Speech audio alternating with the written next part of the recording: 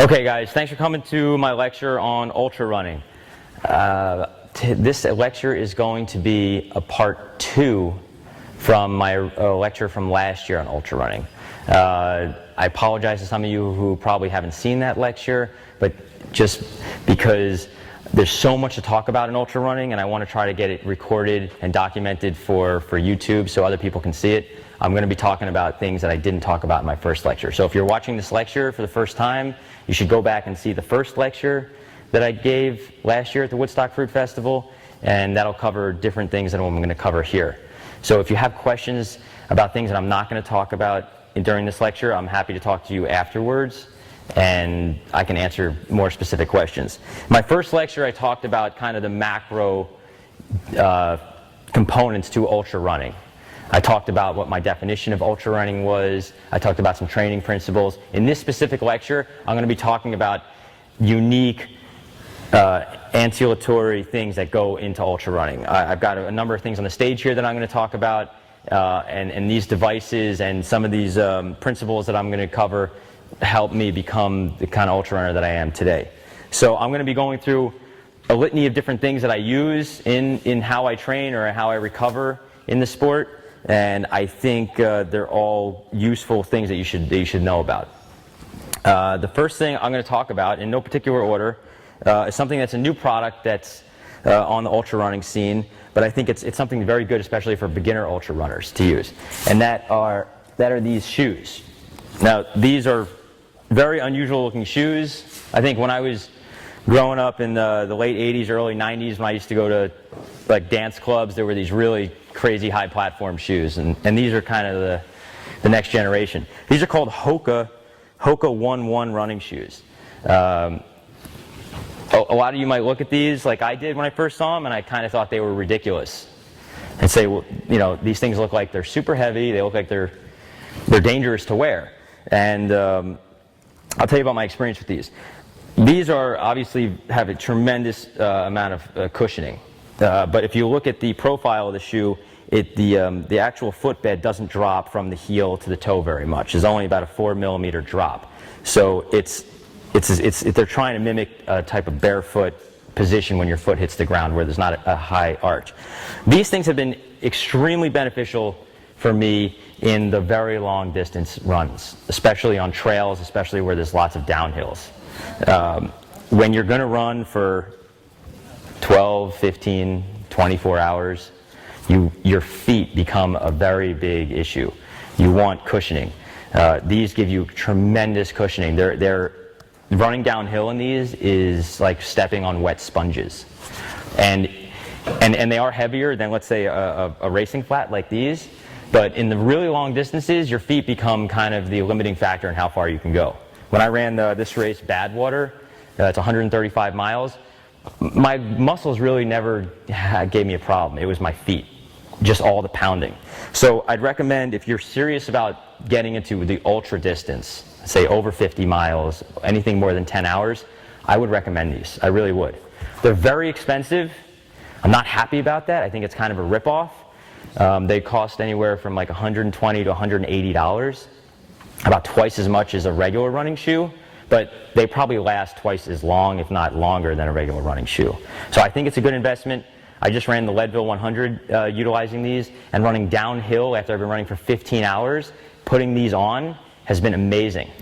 If you're a competitive ultra runner like I am, I would say these are too heavy to use in any flat distances or in any short distances. So what I've been doing now in the longer runs, like in the 100-mile runs, is I actually transition to these shoes.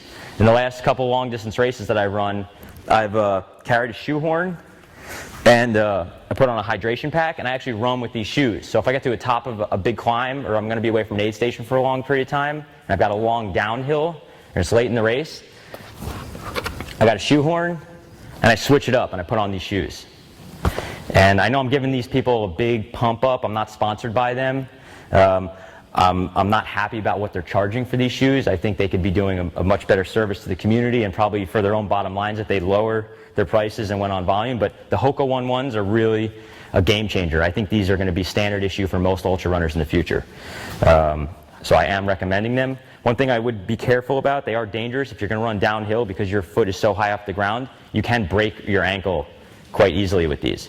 It's a very, very wide shoe, so although the risk is there, I haven't had any real issues with rolling my ankle too much. So I recommend these. Next thing I'm going to talk about, which is kind of unusual, and I don't think most ultra runners have seen anybody running with this, is a back brace. There's a lot of physics that go into the sport of running, and the more you run, the more pressure and weight you have on your lower back.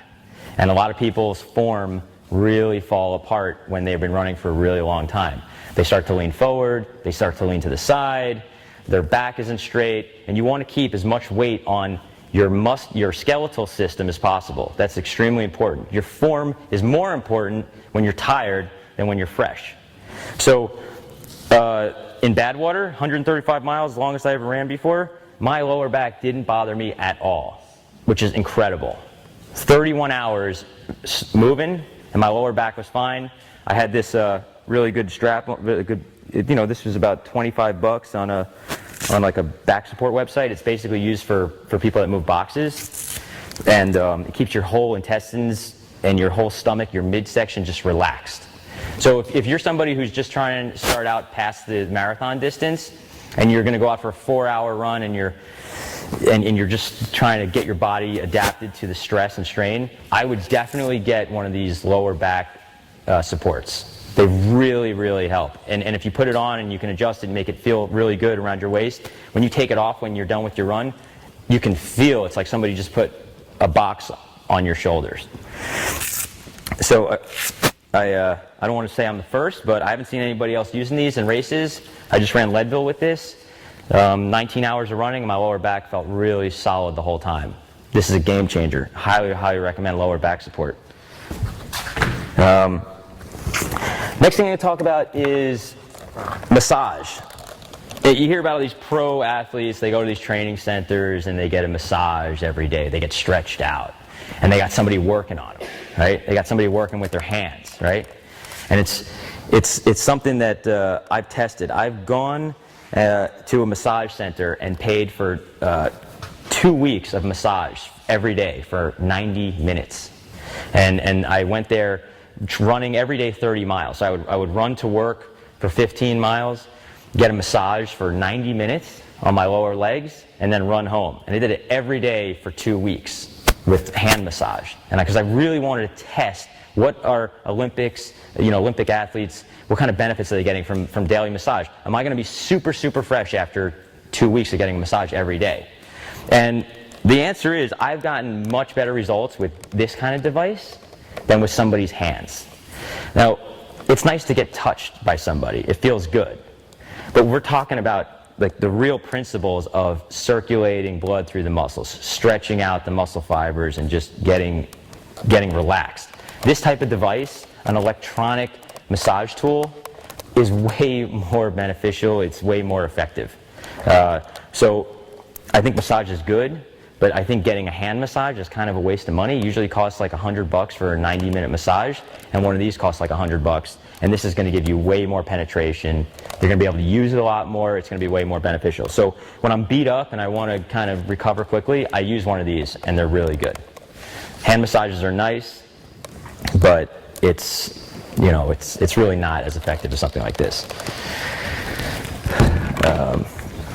Another thing that a lot of people run into in ultra running is they have issues with their IT band.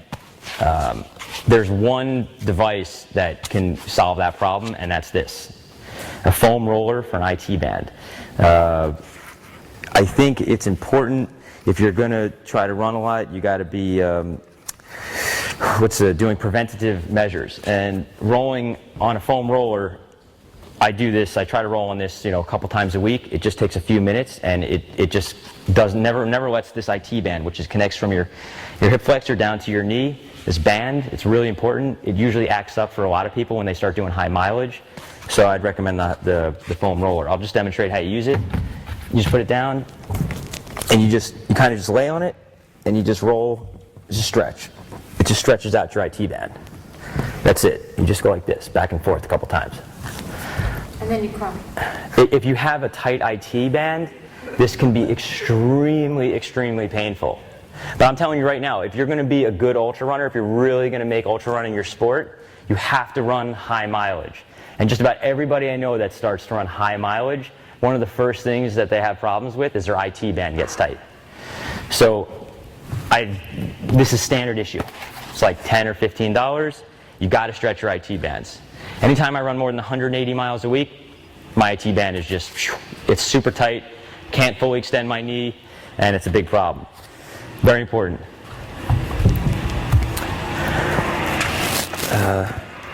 Another thing that,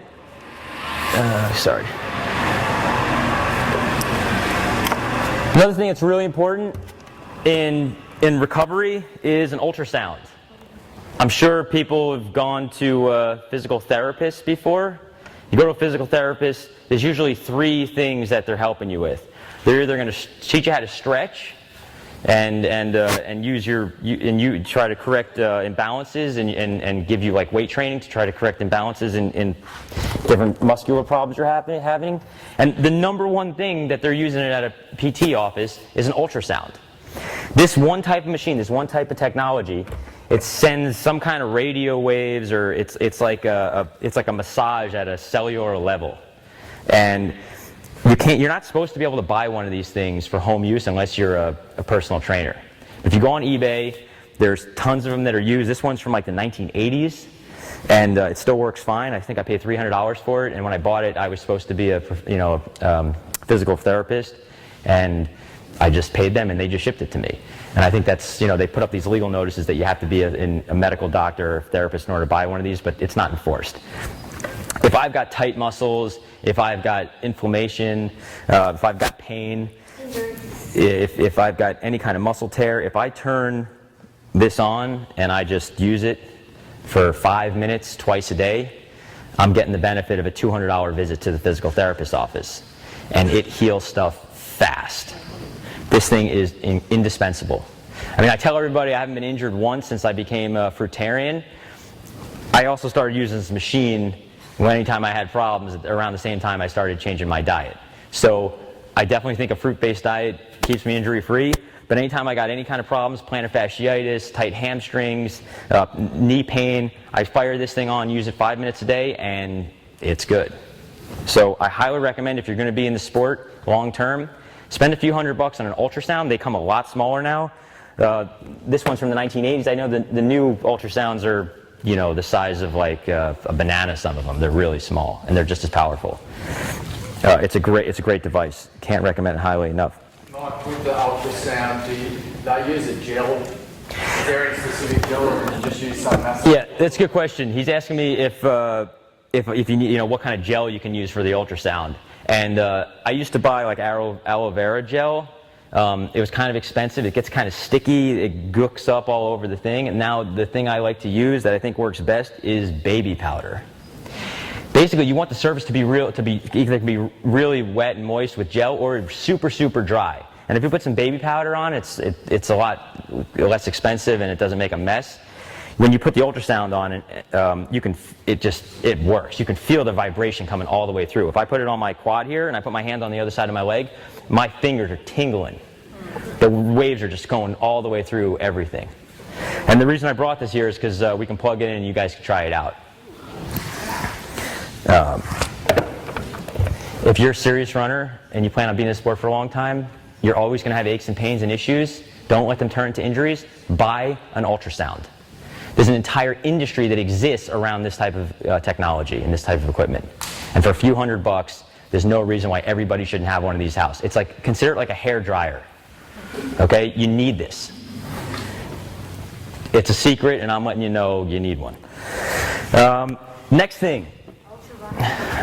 LLLT. It's low-level laser therapy. If the ultrasound isn't helping me out on some things, this is kind of a controversial technology. It's I can't necessarily explain how this works properly. You should look it up on the internet. It's LLLT, low level laser therapy. What this is it's a laser that has like full spectrum. It's the way it was described to me, it's like putting the sun and all the rays, like right wherever your issue is. So if I've got inflammation, usually this is really good for inflammation or acute pain. If I've had plantar fasciitis issues where I've got pain in my lower foot, or if I got some swelling in my knee, and the ultrasound isn't working that well, this thing can be indispensable. This is from Vitro Laser, and it says avoid contact with eyes, and it's for animal use only. This is made for horses. Because this is also a physical therapist tool that you need supposed to be a doctor or a medical physician in order to buy one of these things. So I bought one from a veterinarian for my horse. Okay. I had, after I finished Badwater, I had acute issues with my IT band, just where it connected to my knee. This area was just really inflamed. It was swollen, it was painful. I could still run on it, but it just wouldn't go away. I kept using the ultrasound. I iced it, and it just wouldn't. So it was just, the inflammation was just there for like almost 2 weeks. I kind of forgot about this thing. It was kind of buried in one of my drawers. I put it on. In 2 days, it's like Star Trek. In Star Trek, you guys ever watch Star Trek? And the guy's injured, and they just take some wands and they put some lights on the guy, and it's just cured. If anybody's got acute pain, arthritis, some inflammation or anything, you should try this. If I had plantar fasciitis problems, and you can literally, it's just light. You put it on the area and just move it around, and you can feel a tingling sensation, and the pain goes away. Just for a few minutes. It sounds totally crazy, but it works. There's real technology behind this. You can read up about the specifics on it online. Does the pain stay away for like seconds or minutes or hours or days or forever? Or? When I use this, if I had, I had this problem with inflammation, pain on my IT band where it connects to my knee, I put it on there for about 5 minutes, and the pain went away, and within 15 minutes the swelling went down. Wow. So it has, I guess, similar effects to like icing. It kind of numbs the area. Apparently the laser spectrum, the light, is so intense, it moves the cellular something, the cells just start moving faster. It increases the circulation. And it's not some pie in the sky. This thing really is incredible. So I'd recommend this highly. To use it, do you just massage? Yeah, you just move it over the area. It's amazing. LLLT. It's very popular in physical therapist's office. So do you even need an ultrasound if you have that? The question was, do I need an ultrasound if I have this? Well, they both cost a few $100. I think I paid like $400 for just this like flashlight.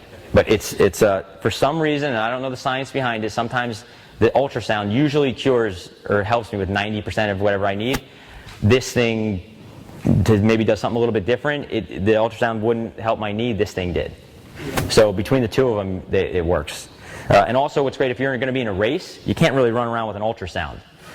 And I kind of take this with me if I'm having like some acute pain in my foot or something. I've used this in races, especially on track races, and it's helped. Good against cramps. Excuse me? Muscle cramps. Yeah, muscle cramps. But I would say if the number one thing you want to bring to a race if you're having muscle cramps is one of these. You can plug it into your car at an aid station. You can leave it, in one of your drop bags if there's going to be power somewhere. At most aid stations, they have generators. If you've got tight hamstrings or tight muscles in a race, and you put one of these on high speed and you put it on there, it's like getting an hour massage in 5 minutes. It's moving so fast.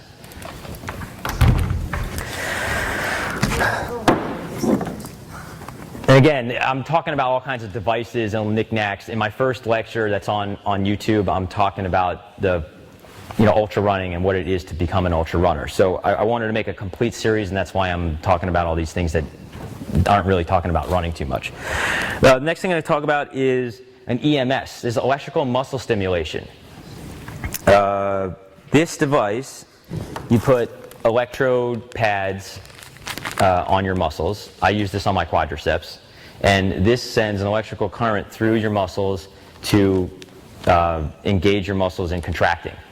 Is that the same thing as a TENS unit?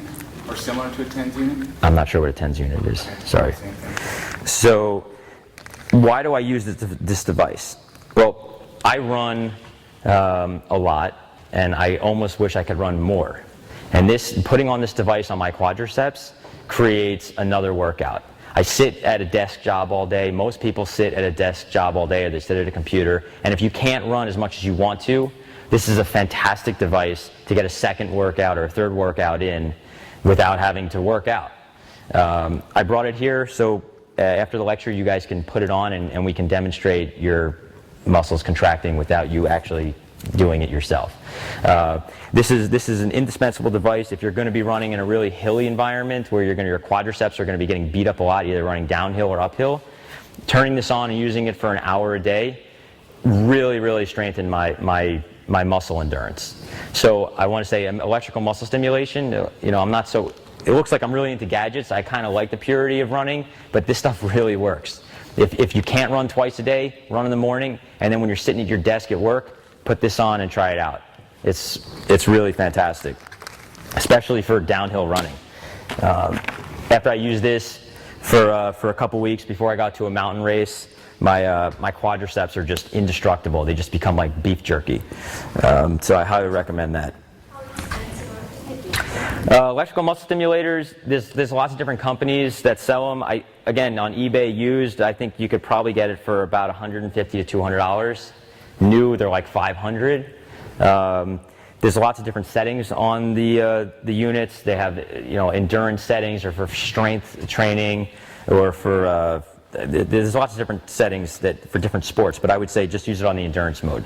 And one thing that's good about the EMS is they actually have a mode called recovery mode, and it just it massages the muscle. It pulses it slowly and it circulates the blood. So at times when I've been really sore after a race and I can't run, but I want to kind of circulate the blood through the muscles, you can put on the EMS unit and you can kind of just circulate everything through. So I'd highly recommend that also as a recovery tool.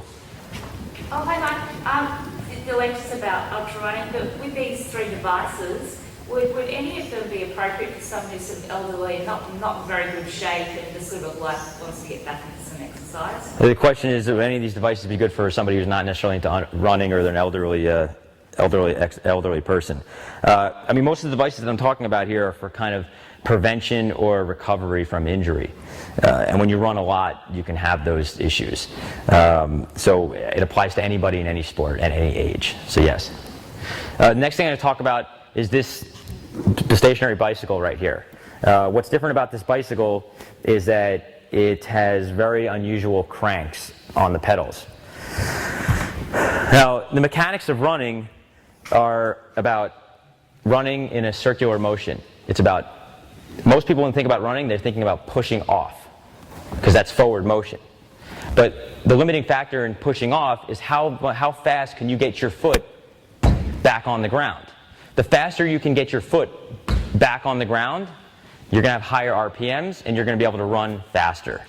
So this device, the sole purpose of this device is to train you to how to improve your RPMs, or getting your running motion, your mechanics to be very efficient. So if you can see this crank, see when I turn this crank, the one on the other side is totally independent. So I'm going to do a demonstration for you. This is called a power crank. They're independent cranks, and what it does is it forces you to learn how to run in a circular motion independently. It strengthens your hip flexors and your hamstrings and your glutes primarily. And most people have very weak hamstrings and very weak glutes. Getting really strong hamstrings has been, I'd say, a very important part of my success, both in having limiting injuries and also being able to run really quickly. This device has helped me tremendously. It's quite expensive. Power cranks cost anywhere from $300 to $500 used. They're bulletproof. They'll last forever. So it's a one-time investment. And if you train on this as a supplement to your running, you will be able to run uphill faster. You'll be able to run faster just across the board. There's something called an Ultra-G treadmill, and that's used by Olympic athletes. And what it is a treadmill that has an airbag that goes around your waist, and they pressurize area that's below your waist when you're running on a treadmill, and what it does is it takes weight off of your legs. And in these elite athletes that can spend that have like these $100,000 treadmills, it mimics the same principle of what we're trying to do here. We're trying to take the weight off the legs so we can run and try to cycle faster, so we can engage the hip flexors and the hamstrings to become very, very strong. This device is a bicycle, but it does more for your running than anything else. And I also brought this here so you guys could try it out afterwards. This is if there's any piece of equipment that I could recommend to learn how to run faster, it's this. So, see, I can ride just with one foot. You have to pull in the full cycle. If you get on this and you ride this bike for 5 minutes, you'll be exhausted. Your hamstrings have never worked hard. I mean, pulling up in every single stroke. So the goal here is, for most people, is to be able to learn how to run faster. If you're on a track and you're trying to run a mile, let's say in 5 minutes, for somebody my height, I'm going to be running at about 95 RPMs. If I get on this bike and I start pedaling, I can pedal at 110 RPMs. That's like doing a 4:15 mile, engaging those muscles at that speed. And if you train at that speed, if you can train for 30 minutes at 4 minutes and 30 seconds per mile pace, you're going to run really fast when you get off this bike. Before I got this, I never really had hip flexors. After riding on this for a while, I grew, almost like another part of my body grew out of the side of my hip. And it's incredible. So specifically for running fast, if you're interested in running a fast marathon and you don't want to go to the track, this is an incredible device. Can't recommend this highly enough. This is the only reason I broke a 2 hour and 30-minute marathon, was because I had this. This is just incredible. So again, we can use this afterwards. It really uses your whole lower body. It's incredible. Most people that get on this can't even cycle in a circle because they haven't learned how to use those muscles before. So this is an incredible piece of equipment. I keep saying it over and over again. If you want to run really fast and get really strong hamstrings, this is the best. And you also recommend putting them on your bike, right? On your road bike. Yeah, you can put the power cranks on your road bike, but road biking is extremely dangerous, and I don't recommend it. I'd stay indoors. No one's going to hurt you or run you over, so it's better on this. Next thing I talked about briefly in one of my lectures, my first lecture, was sleep. Sleep is a critical component to running. And I brought this, I know this seems a little strange, I brought this face mask here today. Because this device, this singular piece of foam and plastic has changed my life. I know it sounds totally crazy, but if you have no light whatsoever entering your brain through your eyeballs, through your eyelids, you can sleep deeper and longer. And all of us at this day and age, probably everybody here goes to bed too late, and they can't sleep in on the weekends. Maybe once everybody's sensitive to light, and as soon as light hits your eyeballs, you're naturally going to wake up. This one mask, it's made by Mindfold. It's got a piece of plastic on the front. It's got foam on the back. When you wear this, it's pitch black. I can go outside in the middle of the day, noon, put this on, look up at the sun, and you can't see anything. It's total darkness. So this has allowed me to sleep a lot better, deeper, and a lot longer. And that's been a huge part of my success as a runner. So I can't recommend getting a sleep mask like this enough. It's $5 and it's fantastic. Let's see, what am I talking about next? All right, next thing I'm going to talk about is there's a device called a bone stimulator. A lot of people that run too much sometimes tend to have issues with fractures, bone fractures. Most of the time when you get a stress fracture, you go to a physical therapist or to, they take an MRI and your doctor says, well, get on the crutches and just stay off your leg or whatever for, 6 weeks. I don't know why, but they don't recommend something called a bone stimulator. It's a medical device that you do have to get from a doctor. You can sometimes buy them used on eBay, but if you have a stress fracture, a bone stimulator will cure it extremely, extremely fast. And I just want to throw that out there. That's very important. Next thing I'm going to talk about is underwear. Now this is only going to be for the guys in the room, okay? I'm not sponsored by any companies. I've had offers to be sponsored. I'm really not interested in getting sponsored. I kind of like being able to do my own thing and promote products that I believe in just based on what they can do. About 6 months ago, a company got in touch with me through my running club and said, hey, we want to send you some underwear to try out. And you know, I figured, okay, well, sure, I'll take some free underwear. And they sent me this, and it looks like it's just kind of a pair of, you know, running shorts or tights. And I'll pass these around. These are brand new, by the way. So, they're made by a company called Frigos, and what it is inside is it's got a built-in jock strap, and you know, it's got kind of a thing to put your stuff in, and it works out. It's really, really good. I ran the Badwater 135-mile race, this race, and then 3 days later I ran the Vermont 100. So I ran 235 miles in 5.5 days in one pair of underwear like this, and I had absolutely zero chafing, like anywhere downstairs. And these things were just incredible. So I brought them so you can kind of check them out. They're pretty interesting. It's definitely for the guys. And I highly recommend these things. It's incredible. Where are those things available from? It's the name of the company is Frigos. It's let's see, how do you spell it? Frigo. You just do a Google search. Frigos. And actually, the guy that sent them to me for the demo, he said if you put in my last name Arnstein, you get a 40% discount. So there you go, 40% off. You buy from that company specifically? Yeah, it's the company that makes it.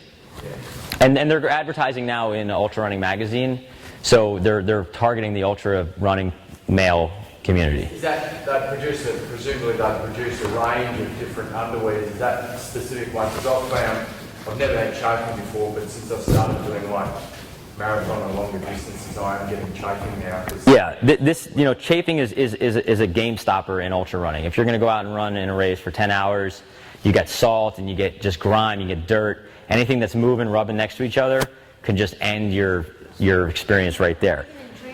Yeah, so they sell multiple different lengths and stuff like that, but this has been amazing. It's kind of like for women, you know, could you imagine running without a bra on? You know, or if a really loose bra and it was just rubbing you all over the place and your back. It's the same principle for the guys downstairs. This is just incredible stuff. So no, you wouldn't wear it, jogging briefs underneath that?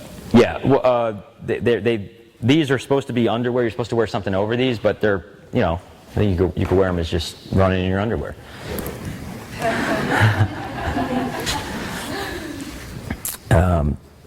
All right, next thing I want to talk about is another recovery technique that I've had good experience with is ice baths. You know, if you're going to try to be really competitive and you want to train at a high level one time in your life, and you're going to make ultra running your priority, you should seriously consider doing ice baths. A lot of times I come home in the past. I've come home from a double, and I've got my legs are just really swollen with blood. If you can sit in the tub, it's a religious experience. You will see God. It's ice baths really do work, and it's something really effective in helping you recover very quickly. So that's something I think is important to mention. Sorry, Mike, how long do you stay in the ice bath for? I get in the ice bath. It's a good question. How long do I stay in the ice bath for? When you get in an ice bath, you want to put on a hat and a jacket, because if you can get hot before you go in, and you keep your upper body warm, even if your lower body's freezing, you're generally going to be a lot more comfortable. And I stay in for 20 to 30 minutes. You go in there with a magazine, and just when you get out of the ice bath, you got to be really careful because you have very little blood in your muscles, and you could tear something or pull something. You're brittle, so you got to warm up slowly.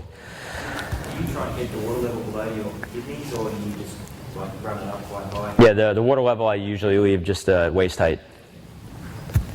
All right, let's see. Another thing that has been very effective for going back to sleep.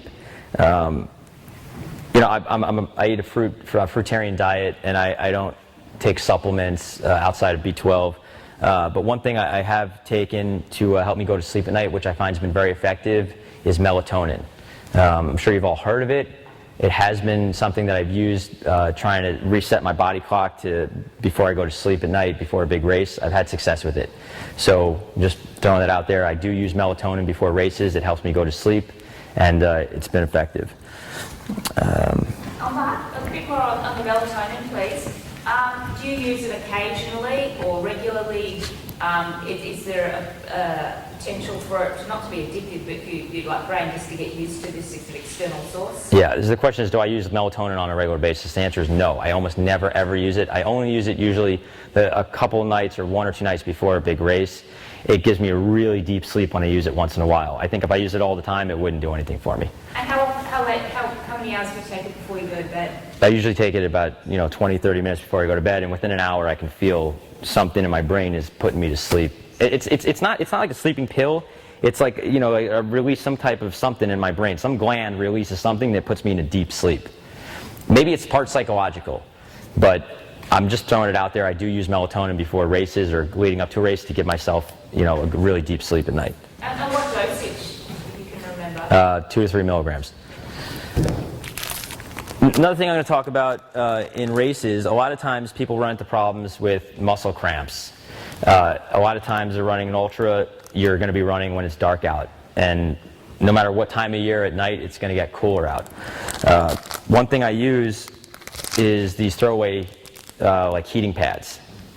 These things have been indispensable for me. I ran a race in Arizona last year. It was a 100-mile race on the track. And it wasn't cold, but it was, it got into I think it was in the low 60s. It was a little cool. And I had some problems with my IT band. Took some of these, they get hot, and I wrapped an ace bandage around my leg, kept the whole area super warm, and didn't have any problems with my IT bands because of these things. This has saved the day, and I won the race. And I know if I didn't have these, dollar throwaway heating pads, I wouldn't have finished. So this is portable heat. This is really important if you're going to be out late at night in a cold environment. I would carry a couple of these things with an ace bandage. If your legs get cold, your muscles get cold after you've been on them for a really long time, they're just going to turn into posts. And this is an incredible, very simple, low-cost device. Another thing I brought was a headlamp. Well, ultra running usually requires you to run at night. And at night, if you're going to be running for a long period of time and you have a traditional flashlight or headlamp that puts a circle on the ground, you can start seeing things that aren't there. If you're looking at a circle on the ground for hour after hour, it can drive you crazy. This type of headlamp, it's made by Black Diamond. It's got kind of a serrated, type of plastic over the light, and it makes a diffused light. There's no circle anywhere. And if you're really going to be an ultra runner, run at night, you cannot run with a circle on the ground. It's Chinese water torture. It'll drive you crazy. So a diffused light that's ambient, there's no circles, is very important. I brought the headlamp. You can test it out later if you're interested. What's that? What is it?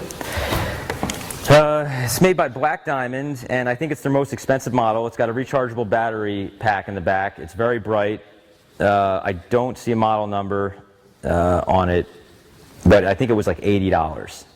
And they specify specifically that it's a diffused light in the description. Yep. Next thing I talk about is Gaitors.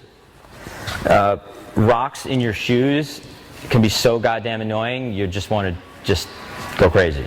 So this is made by Mountain Hardware. They're really lightweight, and you buy some webbing, some type of strong string, and you can string these up. I highly recommend if you're going to do anything on the trails, do yourself a favor. You don't want rocks in your shoes. When you're in a race and you can't bend down to untie your shoes to take rocks out, you're just really tired. It's safety first in my mind. I always try to run with Gaitors because it just avoids the whole dirt in your shoes and rock problems. If you've got to take your shoes off sometime during the race, it could happen. It's a pain in the neck, but I definitely recommend Gaitors. Something really important. Okay. One thing I want to talk about is water bottles. They're handheld bottles versus a camelback versus a hydration back. I'm a lot of people you see running with water packs, and I think you're going to be much better off holding handheld bottles. You're going to drink more with bottles than with having to take a straw that's, you know, flopping around or something like that. Also, bottles are crash pads if you fall down. Also, if it's hot out, the water bottles could be a little cold. They'll keep your hands from getting too swollen. I thought it's also better weight distribution when you're running to have the bottles kind of as an upper body form of exercise than just more weight on your legs. It kind of you have more distribution by having it out on your hands. And it's easier to open and fill water bottles than it is to take a hydration pack off. And you don't get chafing with the hydration backpack. So I'm a big proponent of water bottles instead of hydration packs. So I think it's something good to use in training to get used to. Let's see. You do get chafing with the hydration. Yeah. Okay, any questions so far? The watch? The watch? Oh, well, my watch. Well, I've talked about this in my other lecture. I run with a GPS watch. It's an indispensable piece of equipment. I can't run without it. It's my best friend. I have the 310 XT by Garmin, and the battery lasts for 18 hours, which, you know, generally gets you through a pretty long run. There's also a device that you can buy from Duracell to recharge the battery as you're running. So like in the Badwater race, I ran for 31 hours on the same watch, and I just recharged it as I was running with a mobile charger. So I'd highly recommend a GPS watch. It helps you just stay motivated. It'll help you run longer because you always want round numbers. If you ran for 18 miles, you're probably just going to keep going to hit 20 just because you want the watch and you to be in sync. So I recommend the GPS watch. All right, so now what you guys have been waiting for, a good surprise. Injinji makes, they make some really cool hats, but I'm pretty sure I talked about this in my other lecture. But Injinji socks it's basically like a condom for each one of your toes. And it's safety first because, let me tell you, blisters are just awful. They're the worst thing ever. And since I started wearing Injinji socks, I've never had blisters. 235 miles in 5.5 days, no blisters on my toes. I was running these socks. It's a standard issue. It's like, you know, I can't run without them. Injinji gave us a bunch of things to give away. I don't know if I have enough for everybody, but we'll give these out after the lecture. I want to say thanks to Injinji for supporting this event, and I'd say that if you don't run Injinji socks, you're just not being smart. Do you change the socks during the race?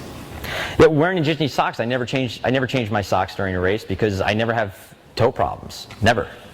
And also, I believe that the material that goes in between your toes stretches them out just slightly, and I think that slight stretch of the space between your toes helps with foot problems like plantar fasciitis and foot cramping.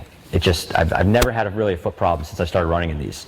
So this is incredible product. Really fantastic. All right. Sometimes it takes a while to get used to it.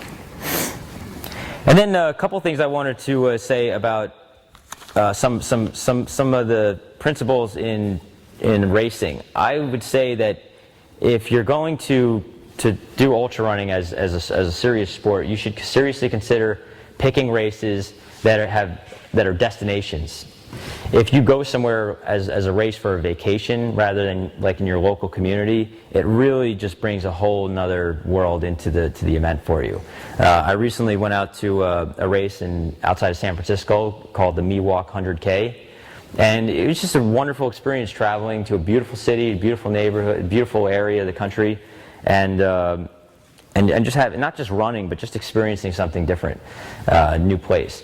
So I really encourage you to if you're going to take up ultra running, if you're going to pick a race, do it in a beautiful place, in a beautiful environment, and it just makes it that much more special.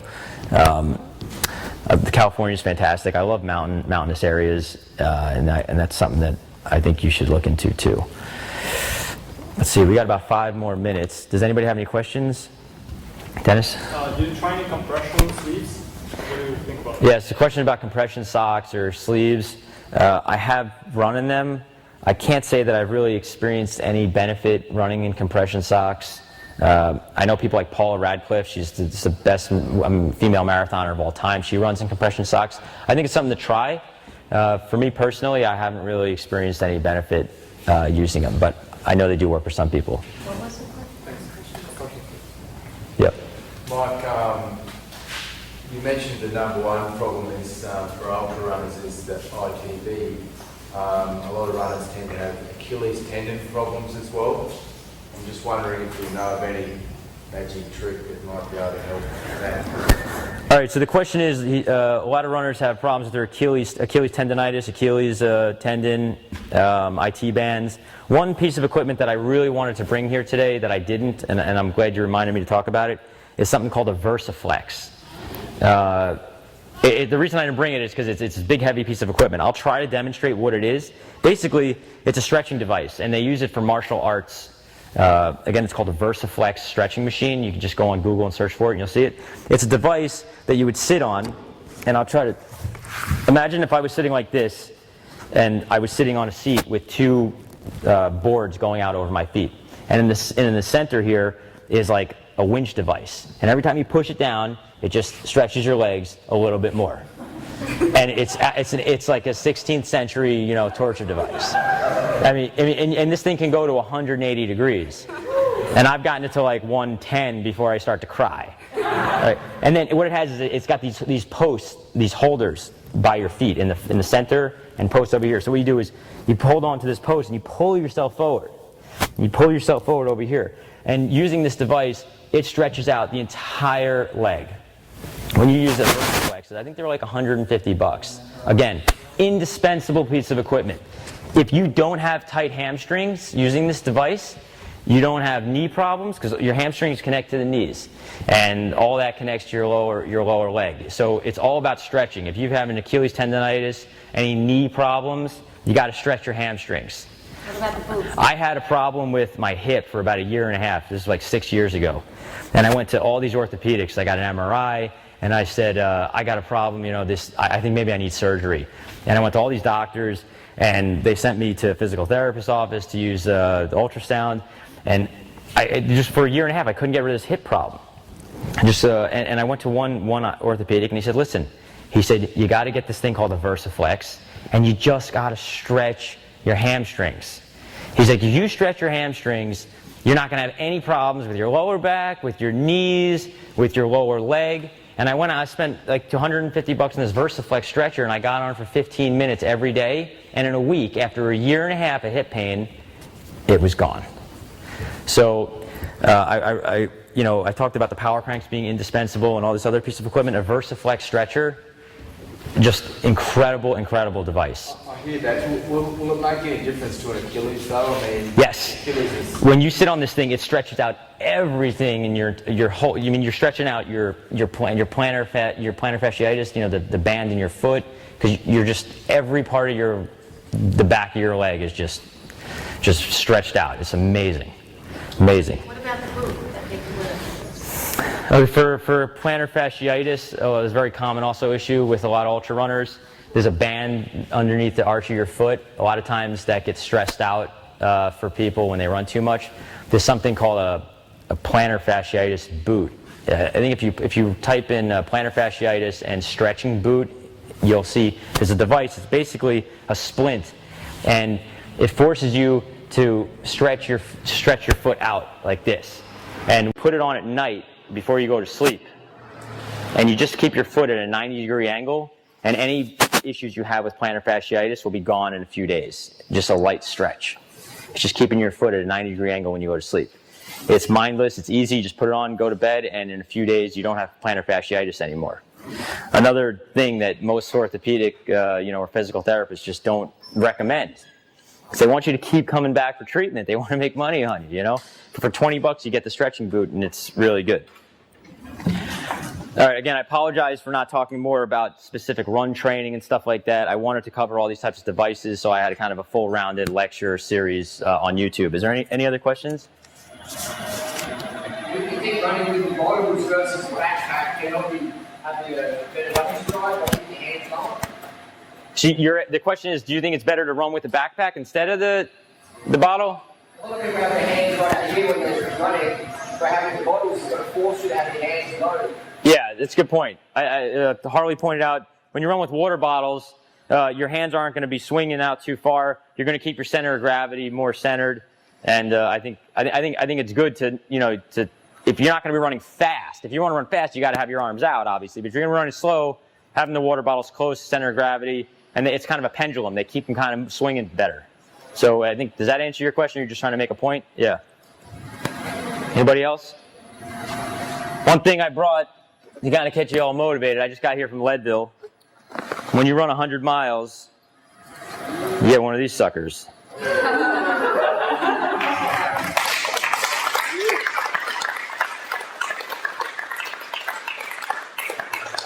So out of all the 100-mile races that I've done, they're all different and unique, but without a doubt, the Leadville 100 is my favorite. This town was born in 1880 up in the middle of the gold rush in the Rocky Mountains, and the stories and history in this town are just incredible. The people that went there struggling with nothing and made it. Where's that race? Is that the high altitude race? Yeah, it's a high altitude race. It's absolutely spectacular, and they got the best finishing buckle in the business too. So. Running 100 miles can be very destructive. The training can be a lot harder than the race. But I would say, with all my experience and all the things I've done in running, I would say if you could make running 100 miles one thing in your life that you wanted to try to do, I'd say go for it. It's such a difficult thing. But forever and ever and ever, I will be a different person and be stronger for it because I was able to do it. So ultra running is it's my identity. It's something that it's who I am, and it's been one of the greatest experiences of my life. And I all motivate you. Hope to motivate you guys to go out and go for it. If you have any more questions, I'll be standing out there for the rest of the morning. Thanks.